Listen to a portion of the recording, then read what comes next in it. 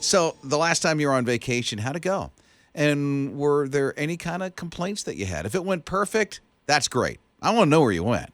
But what about some of those times where there's a complaint or two? Because some people do. Yeah, some people do. If I have a complaint, I usually just tell my husband, and then it's over.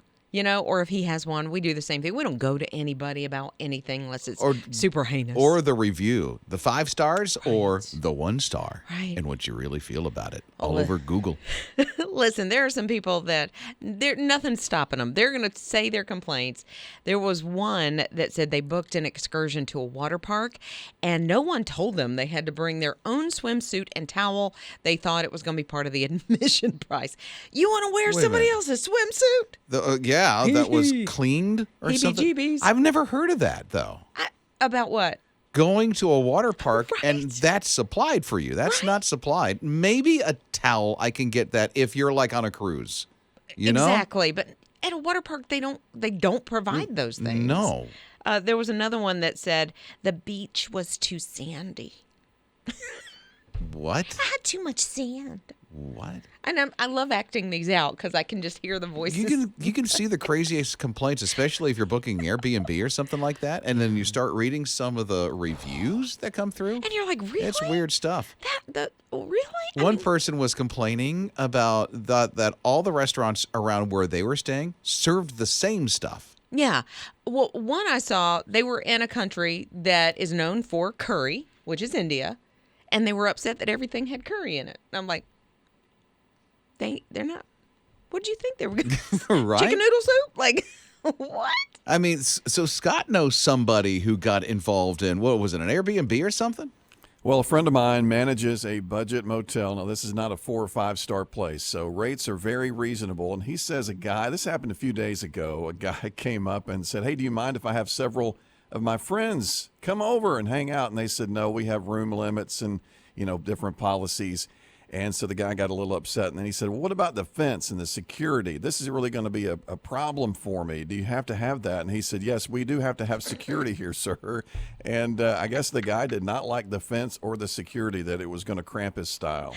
Yeah, because you don't want to be safe.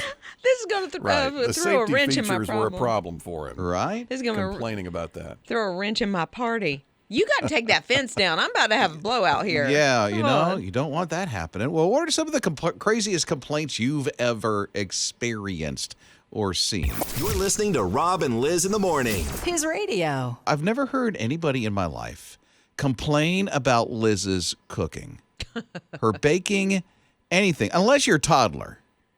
Right. This happened. I didn't actually cook it, but it was being served at Vacation Bible School, and we had a little group. They were 4 years old, and because of the littles, I always cut hot dogs and corn dogs in fourths. Like you slice it, and then you cut it in fourths. So this one little boy, who was my buddy all week long, that night he was not having it with me. I cut his little corn dog in fourths, and he lost his ever-loving mind. Really? He just threw himself back in the chair. Why did you cut my corn dog? I mean, it was like 30 minutes of, I can't believe you did. I'm like, woo, let me buckle up here. It's a bumpy ride. Right? Yeah, he was complaining about my service. Yeah, and then he went on Google and then did a 1 star. Right, Yelp is not my friend. Something like that. So Mason went on a trip. He's with us at 800-447-7234. What happened? My wife and I had been in New York City. We had one night that we didn't know what we were going to do, so we looked in the paper, and it said, Brahms Requiem at Carnegie Hall. So we thought, hey, that sounds like fun. So we got up there. It turned out it was a do-it-yourself song fest in German. They handed us the score, and we stood in the middle of the choir, mouthed in the words, pretending that we could read German. I love that. Oh, my. Do it yourself? A do-it-yourself Carnegie Hall performance. Wow. In another language. Way to go, Mason. You're listening to Rob and Lizz in the morning. His radio. So Mama Liz, by the way, it's Rob and Liz in the morning. We call her Mama Liz. And Mama Liz and her husband Joey are getting ready to go on a vacation, Orange Beach, Alabama. And there's a Lambert's there. And she's never been to the Lambert's. It's a really unique restaurant. If you've been, you're like, oh, wow. Well- This is amazing because evidently they throw rolls at your head. Yeah, we've passed it a couple of times. By the way, I'm also taking 4 guys, my 2 sons and 2 of their friends. So there's a bunch of guys I got to feed. So I'm thinking this might be the place. Yeah. So Tanya texted 800-447-7234. And she said, because you've been there, she said they bring little sides like okra and they put it on a paper towel for you to eat with your fingers while you're waiting Paper on towel. your meal. That's interesting. So I guess they bring it family style, maybe scoop it out and put it on the paper towel. But y'all can keep the okra. Okay. She doesn't like the fried okra. I love fried okra. Okay, Kimberly's here at 800-447-7234. I'm just hearing y'all talk about Lambert's. It has been many, many, many years since I have been there, but yes, they throw you rolls. And I hear that some people get hit in the head with a roll. Well, if you're not paying attention, I suppose that could happen. Mm-hmm. Knock your glasses off. But it's a roll. I mean, come on. Okay, so they just start throwing them willy-nilly, or they're like, okay, we're about to throw the rolls. Well, I honestly cannot remember. I do think maybe they said something before they started throwing them. There's a warning. So, They're on their way. They're in flight. They're coming at you. They bounce off your head and get into the coffee. That's horrible. You're listening to Rob and Liz in the morning. His radio. So the Lay's potato chips, they're bringing the kettle corn stuff back and things like that. But they're talking about, did I say kettle corn? Yeah, kettle cooked. Kettle cooked. Kettle corned potato chips. Ugh. That sounds disgusting. They're not doing that, but they have kettle cooked stuff that they're bringing back, some other, fan favorites as they call them. But what I'm trying to figure out is why are they calling it all dressed? It's a certain type. I don't know. The taste of it is sort of Thousand Island dressing to me. I don't know. I can't describe it. So it's salad dressing tasting. Is that what To you mean? me, that's my interpretation, but it's called all dressed. My daughter brought these back from Canada the first time. She was on a mission trip, brought them back. Delicious. But we ran out, and then they started, selling them here in the U.S. They stopped selling them. Now they're bringing these all dressed things back. The kettle cook version. I Yeah. think all dressed like regular Ruffles are in stores, I think. But the kettle cooked ones all are back. dressed. So it's like, because I know some people dip it in dressing. I mean, Scott's a fan of these things. Yeah, I like them. It tastes like some of my favorites, like barbecue. It's kind of got a twang of salt and vinegar, Right. sour cream, picking up on some of that, but they're really good. Yeah. Yeah, but why are they calling these all dressed, though? So Scott just made an observation that I'm picking up on because he said it's a little bit of the barbecue, a little bit of the salt and vinegar, a little bit of the sour cream. So maybe they took my mouth is watering. They took all those flavors and put them in together, and maybe that's why it's called all dressed. I'm so hungry now. Well, I don't know that I'm hungry. I am. But I am. Evidently, I'm wanting something because the mouth is just filling up with. Yeah. Hold on, I got to swallow. It's like when you Okay. drive by a fast food place, you smell it and you're like, even if you're not hungry, all of a sudden you're hungry. No, it's not hungry. What It's is just- It's you want something, like you're craving something. But Okay. I have to tell myself that all the time. I say, Elizabeth, are you really hungry? You're listening to Rob and Liz in the morning. His radio. Just when you thought there's enough Barbie around, Rob and Liz in the morning, his radio. Yeah, just in case you're planning for much, much, much later in life and you love Barbie and you love all things pink like I do. I've not seen the movie, I will say this, but I love that all things pink are fashionable again. You can get a Barbie coffin. Okay. It's that color, it's that fuchsia pink that is awesome. The gold accents on the coffin, I'm not really down with. I do get the stars. There's like stars on the coffin. There's some companies that are putting these out now. All around the coffin? Yeah, kind of like it's very Barbie-esque. Like if you see the Barbie car, it's got these little stars on it. So it's a coffin that's completely, you called it a certain color pink. fuchsia. Okay, I call it fuchsia. pink. Yeah. That's covered in all stars and gold. Yes. So it's almost like, I don't even know what the accents are. I guess it's where like the pallbearers would hold the coffin as they're moving it. Those are gold. So I'm not down with that so much.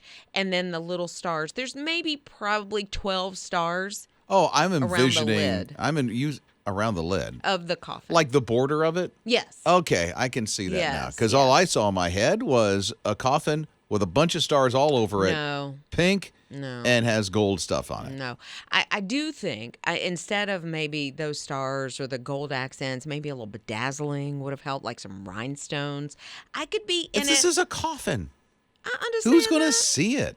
No, and that's the whole thing. I don't understand that. Like for me, I'm not going this way, in my planning. When I get to that point in my life, I want to make it as inexpensive for my family Right. as possible. This thing, I can't imagine This what is these a, cost. this is a morbid conversation. Well, okay, so you can take something like this Okay. and make it fun because Really?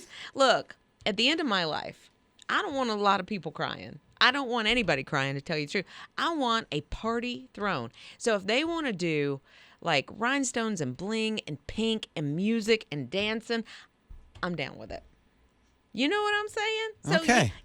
the passing on should be honestly a celebration because I know where I'm going, right? So let's Yeah. have a party, Okay. celebrate the life that we lived Right. and where we're going. Hopefully I lived it all for Jesus and Right? didn't mess it up at the end. Exactly. And hopefully people have that thought of you, that memory of you when you pass on that. I'm just saying, if something happens, Yeah. no pink coffin for me, okay? You know what? I just put me in a pine box and be done. Well, my thing, spend it on some pink punch. Like, have some fun at my party. You're listening to Rob and Liz in the morning. His radio. So I have to ask Liz because she's really smart in this area when it comes to dogs and pedigrees and things like that. Toy poodles. They have to be expensive, right? Because that's a breed. Yes, we had a toy poodle for a while, and Really? they are. Yeah, it's been a while, so yeah. Because you have a Golden doodles golden now. doodle. Yeah. That's a poodle, but it's golden. It's and a golden retriever and a poodle mixed. And that's a breed? Yeah. Wow. It's not Pedigree and stuff? It's not recognized by was it AKC? It's not recognized. So they it's don't not the have- Westminster Dog Show. Yeah, they don't have Okay. papers or anything like that. Well, these toy poodles do. As a matter of fact, a guy saw one and went, "Oh, I'm buying this. It's $150. Oh, that's Toy poodle." that's And a they're kind of steal. they're really bushy, right? They can They're be. really, I mean, You I can don't get them cut really close, but most people just keep them right. Right? And do You the know? little fuzzy thing around the ankles and around the face, the little Yeah, pom-pom on the exactly. head. Yeah. So the guy buys this toy poodle, and as time goes on, a couple of days, he's like, "There's something different about this toy poodle." So he What's wrong with brings him? it to the veterinarian. This is in Argentina. He brings it to the veterinarian. The veterinarian goes, "Dude, this is a ferret." Do what? Yeah, it's a ferret. You literally look at it, and it resembles a toy poodle. And here's what people are doing. It's a whole scam. They're shooting up these ferrets with steroids. Oh, that's awful. And the way that they turn out after they have all this in them, they look like a toy poodle, and people are selling them for $150, and they're ferrets. Okay, first of all, if you're getting a toy poodle for $150, you might Right? want to look into it. He's broke somehow. Like Right? something's wrong. He's going to tear up your house or whatever, but You see, Scott's not a fan of rats, but I think he'll take one of these ferrets because it looks like a toy poodle. Hey, $150, dude. I'm not a big fan of ferrets either, but definitely I like them a whole lot more than rats. Okay. wow. But so I don't think my cats would like this, so I'll probably just pass on this one. Well, it's a toy poodle. It looks like a toy poodle. I can just see Scott's cats. They're sitting back on the couch. They're looking at this thing, and they're like, he thinks that's a dog. Rob and Liz. His morning crew. Carolina was 14 years old, and she started having this terrible toothache. Her face started swelling, so of course her parents, rush her to the doctor, try to find out what's going on. Fast forward, she slips into a coma. So at 14 years old, because of a toothache or whatever was happening, she goes into a coma. She does not wake up until she's 46 years old. That's crazy. Is that not wild? Yeah. And just to think that she was able to survive all of this time. Her mom actually cared for her all that time. She would feed her. Somehow she would feed her milk. And I don't know, how she was able to do that if she was in this coma. So her mom passes away. The housekeeper then starts taking care of Carolina. Oh, this is way before she wakes up then. Yes. Okay. Way before she wakes up. This all happened in the mid 1800s. Oh, and for that's real? why I'm like, how in the world? Because I don't think the technology was there to be able to feed her through like a feeding tube or anything like that. How did they get her to drink? Like all of these questions. So she did not wake up until like 1908. Think about the things that she wasn't privy to, like the telephone, the first automobile. I feel like there was a movie like this. A cheerleader goes into a coma for a while and then wakes up when she's in her mid-30s. I don't know if that And then she movie. goes back to high school and she becomes a cheerleader again. Well- I feel like I just watched this. Maybe they took this story From and- this story about Carolina? right, and then set it in today and made it, because it should be a movie. But Right? I honestly want to see the 1800 version. Like, the Civil War is going on Uh-huh. all around her, and she's just sleeping right through it. Like, What's this? Someone's trying to fly? Wright brothers? exactly. Outer Banks? What's this? Airplane? Rob and Liz. His morning crew. Imagine coming home after getting the kid from school, and in the middle of a driveway, you notice, wait a minute, why is there a 7-foot pole in the middle of my driveway standing straight up? Sophie came home to this, and she's like, this is in front of my garage. I can't even get around this to get my car in the garage. She gets out and tries to move the pole. The thing's cemented into the middle of her driveway. She didn't order like a light post or something? No. At first, she thought, maybe this is a mistake and my neighbors are building a carport or something. Because it looks like, it's close enough to her house, like they're building an extension to her garage or something like that. She goes around to all her neighbors and they're like, man, we didn't do anything. Oh, so it still could have been a mistake. It could have been in the wrong neighborhood, maybe. Possibly. Totally. Because there were students that got involved at the place where she goes and she works, and people are trying to figure out where did this pole come from. It even was picked up by the news. And finally, the company who did it went, oh, let's double check this address. Oh, no. Totally wrong place, totally wrong neighborhood, not even the right address. Oh, that was right. Oh, my goodness. So they went and they took the pole away and they filled in the hole. And she's like laughing over the whole thing. She's like, what is this in the middle of my driveway? Well, and she can't even move it because the thing's cemented in. But she's laughing because they offer to fix it. I mean, if they don't offer to fix it, it would have caused issues if she's trying to get into her own garage. Well, and she can't. Yeah, she would have had to go cattywampus just to get in there. Literally, 7-foot pole in the middle of her driveway. It was the craziest thing. Yeah, she's taking pictures with it and all kinds of things. Oh, so yeah. If you got a pole in your driveway, might as well take a selfie. always take the selfie. Rob and Liz. His morning crew. It is very, very possible that you've heard of glamping. It's Rob and Liz in the morning, his radio. No, you go camping, and it's tent camping, but it's really luxurious. So they call it glamping. Yeah, I like to camp. I haven't been in forever, but I would like this kind of thing much better. For my family, it's so great, and affordable. Campsites are not expensive. No. You got to bring all your stuff. So we have the tent, all that thing. And it's great memories for our kids. Yeah. We've never been glamping. I've never been glamping. I've seen the ones that are igloos, which are so cool because you can look at the stars. You can just sleep out. Here's glamping for the Dempseys. I bring a fan. Oh, That's yeah. glamping Gotta for have us. the I bring the air fan. moving. Now there's this whole new thing that's out, and it's called, believe it or not, helicopter glamping. And you're not flying in a helicopter, but it is a helicopter, and it's one of those big ones where more than two people can be in. Okay, Right, almost like an army helicopter. it could be, Okay. yeah, where the doors kind of slide open, so okay. it's big enough for a bed to fit in.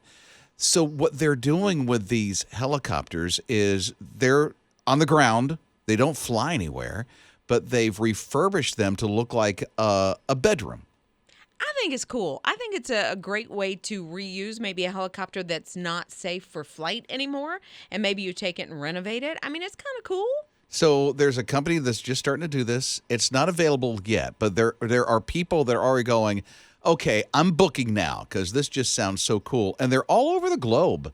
It's just not in a certain area. They're all over the place. Oh, I feel like they're going to be expensive. And that's where I'm out because I'm a little too, I don't want to say the word cheap, frugal. Frugal's the word I like to do this. But I think it would be a lot of fun. It's at least $20 a night. Hey, at if it's least 20. Hold on, I got to get online if it's $20.